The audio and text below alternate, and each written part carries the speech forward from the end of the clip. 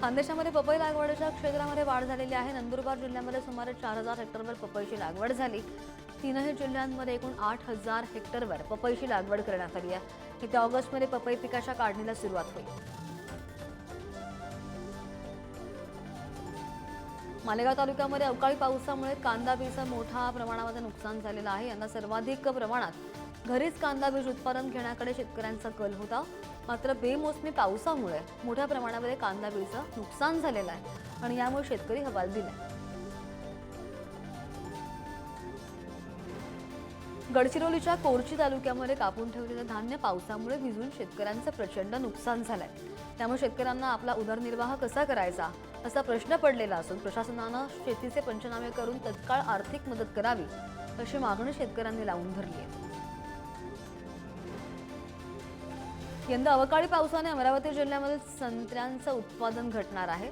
मे महिन्यामध्ये मशागत केल्यानंतर जून महिन्यातील पावसानंतर संत्र्यांचा मृग बहरतो। मात्र अवकाळी पावसामुळे संत्र्यांचं मोठं नुकसान झालंय। हिंगोलीमध्ये अवकाळी पावसामुळे भुईमुग पिकांचं मोठं नुकसान झाल्याची माहिती। भाजीपाला आणि फळबागांना सुद्धा फटका बसलेला आहे। सध्या बऱ्याच भागांमध्ये भुईमुग काढण्याची लगबग सुरू आहे आणि अचानक आलेल्या अवकाळी पावसामुळे शेतकऱ्यांच्या हातातोंडाशी आलेला घास हिरावून घेतला गेला।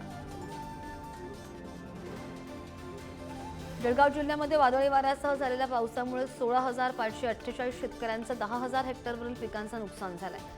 सर्वाधिक केळी, मका, ज्वारी, बाजरी आणि कांदा या पिकांना याचा फटका बसला। मे महिन्यामध्ये पिकांचं मोठं नुकसान झाल्यामुळे शेतकरी आर्थिक संकटात आहे। अकोल्यामध्ये कृषी अभियांत्रिकी महाविद्यालयांतर्गत सुरू असलेल्या स्टार्टअपनं एक अत्याधुनिक सौर पॅनल स्वच्छता करणारा ड्रोन विकसित केलाय। हा ड्रोन 30 मिनिटांमध्येच 1 मेगावॉट क्षमतेचा प्रकल्प साफ करू शकतो। दरम्यान या ड्रोनद्वारे सोलर पॅनल स्वच्छ करण्याच्या प्रात्यक्षिकाची यशस्वी चाचणी सुद्धा घेण्यात आली आहे।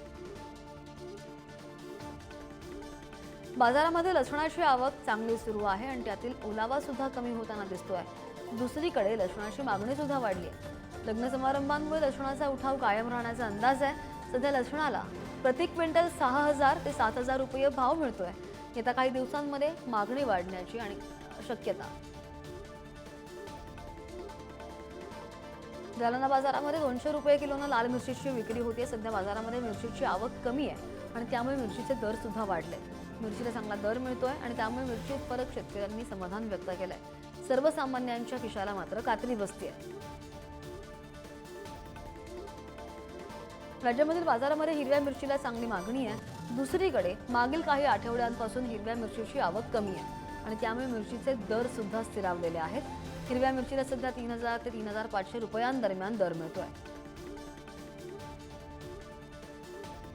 लातूर जिल्ह्यामध्ये चारा मुबलक प्रमाणात असल्यामुळे बाजारामध्ये चाऱ्याची आवक वाढली आहे। मात्र मागणी कमी असल्यामुळे गेल्या काही दिवसांपासून बाजारामध्ये चाऱ्याचे दर घसरलेले आहेत। सध्या बाजारामध्ये कडबा पेंडीला 20 ते 25 रुपयांदरम्यान आणि हिरव्या पेंडीला 20 ते 30 रुपयांदरम्यान दर मिळतोय।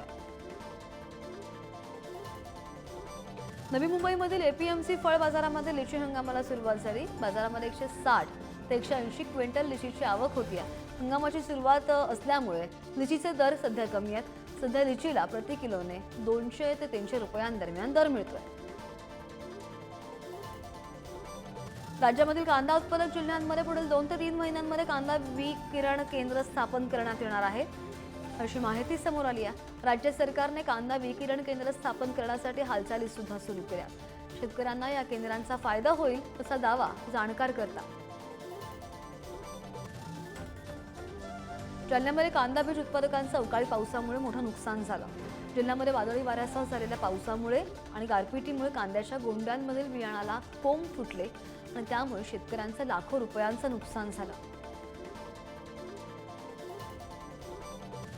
खानदेशामध्ये कापूस बियाणं विक्रीला गुरुवारपासून सुरुवात झाली। मात्र कापसाचे दर कमी, पावसासंदर्भात अनिश्चित स्थिती, दर्जेदार कापूस वाणांचा अभाव आणि तोटा या कारणाने अनेक शेतकऱ्यांनी कापूस लागवडीकडे पाठ फिरवल्याचं पाहायला मिळत आहे। त्यामुळे बियाणं विक्रीला पहिल्याच दिवशी फारसा प्रतिसाद मिळालेला नाही।